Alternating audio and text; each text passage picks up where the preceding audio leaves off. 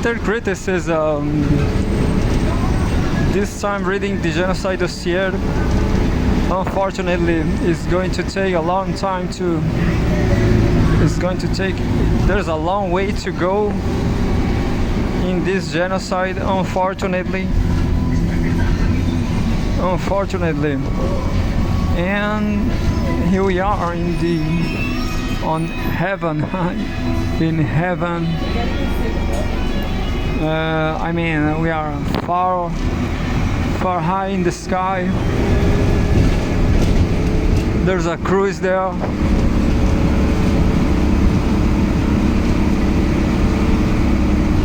And here we have Al Jazeera app, Jazeera's app. A little bit of Valparaíso from Playa Ancha.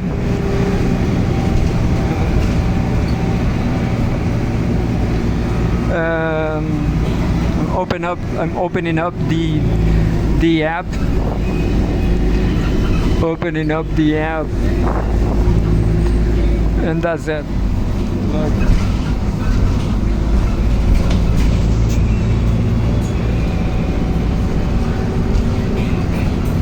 A little more from Valparaíso. Live updates from Israeli-Lebanese officials say ceasefire deal close, but attacks continue. Oh, I was wrong this time. I'm wrong this time. It's close to a ceasefire. We hope so. The whole world hopes so.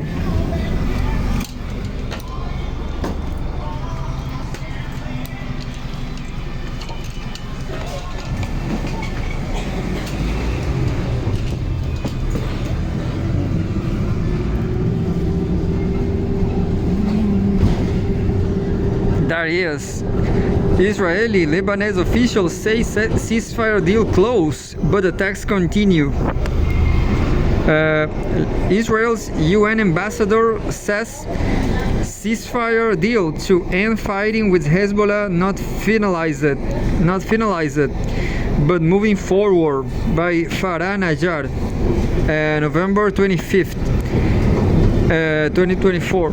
Israel's ambassador to the UN, Danny Danon, says ceasefire deal to end fighting with Hezbollah is, quote, moving forward.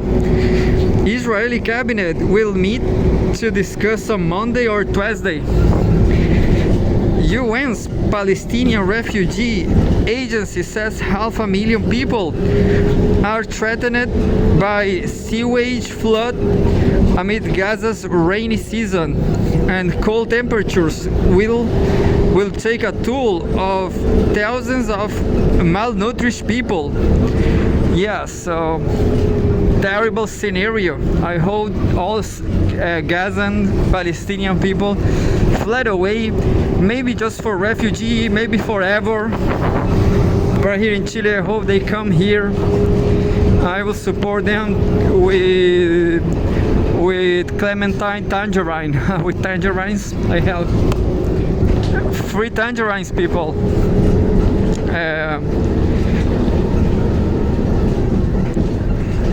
Hezbollah fires 340 missiles and drones at Israel, according to Israeli army radio, wounding 11 people and causing severe damage in Tel Aviv as Israel continues to bomb Beirut. This is the summary, and there's more. Two topics. Israel's genocide in Gaza has killed at least 44,235 Palestinians and wounded 104,638 since October 7, 2023. An estimated 1,139 people were killed in Israel during the Hamas-led attacks that day, and more than 200 were taken captive.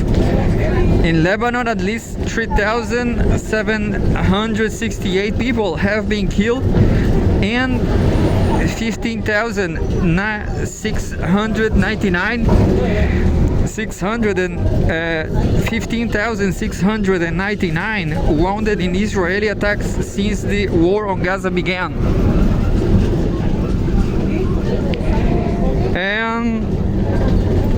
And now the genocide is here. Genocide is here, the latest hour on Al Jazeera.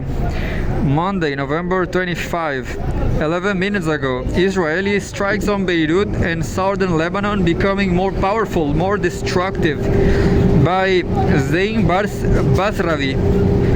Up until a few hours ago, there were strikes on Beirut's southern suburbs in Tayoneh, in Shuaifat, in Mount Lebanon. Targets across the south of country have been hit throughout the course of the day, something that has become routine.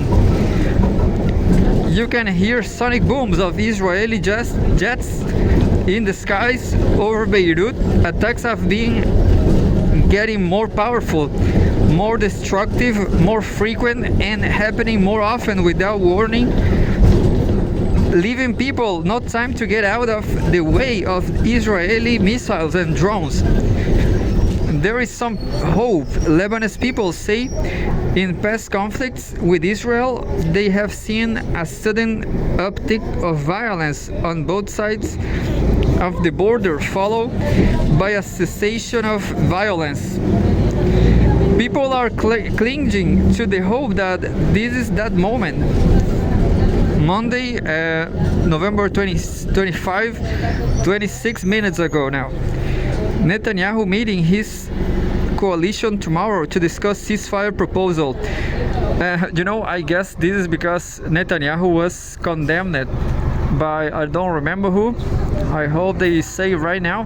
But Netanyahu is condemned as a war criminal by some tribunal. I don't remember exactly which tribunal, but here he is. Israel's Channel 12 is reporting that coalition leaders have been asked to meet with the Prime Minister on Tuesday regarding the proposal for a ceasefire with Hezbollah in Lebanon. The newspaper Ma'ariv also confirmed that the political and security cabinet will meet on Tuesday evening to approve the plan that will see residents going back to their homes in the north. And 1 hour ago, that's it. So I guess I'll check this. I'll try to find what happened here. I guess